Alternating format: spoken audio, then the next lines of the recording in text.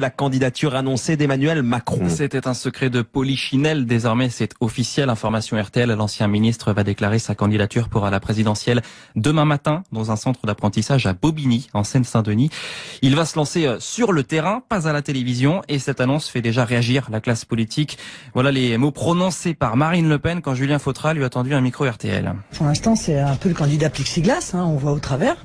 Donc on attend de voir s'il va y avoir un contenu, parce que ça ne peut pas être que la nouveauté pour la nouveauté. Mais en l'occurrence, il arrive sur une niche, qui est la niche ultralibérale, dont le moins qu'on puisse dire, c'est que dans la présidentielle française, elle est déjà très bien représentée, qui va se joindre en quelque sorte au cœur des ultralibéraux.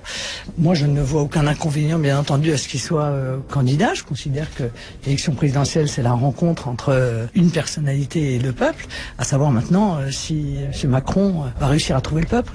La présidente du Front National, Marine Le Pen, au micro RTL de Julien Fautra. Et la course pour 2017 continue à droite pendant ce temps-là. Les 7 candidats à la primaire mobilisent leurs troupes à 5 jours du premier tour. Ce dimanche, Nicolas Sarkozy sera ce soir en meeting à Nice, où il doit tenir un discours sur le thème de l'identité nationale. Nicolas Sarkozy qui voit ressurgir une vieille histoire, disons, embarrassante. Le site d'information Mediapart reparle ce soir du financement de sa campagne pour la présidentielle en 2007.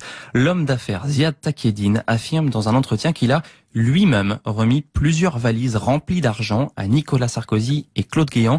5 millions d'euros provenant de Libye, Elisabeth Fleury. Oui, et cette fois, Ziad Takieddine se fait plus précis. Il aurait joué lui-même le rôle du porteur de valises à la demande des services libyens. 3 voyages, Tripoli-Paris, en avion entre 2006 et début 2007, lors desquels il ne se serait pas déplacé les mains vides.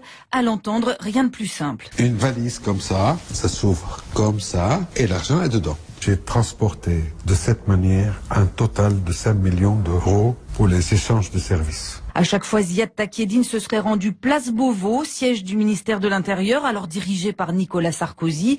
À 2 reprises, il aurait remis ses valises à Claude Guéant, le directeur de cabinet.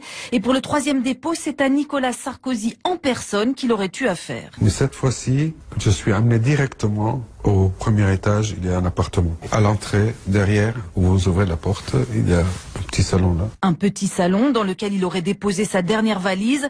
Les avocats de Nicolas Sarkozy et de Claude Guéant, eux, promettent de déposer des plaintes en diffamation. Explication d'Elisabeth Fleury pour RTL. Et la France n'est pas prête de sortir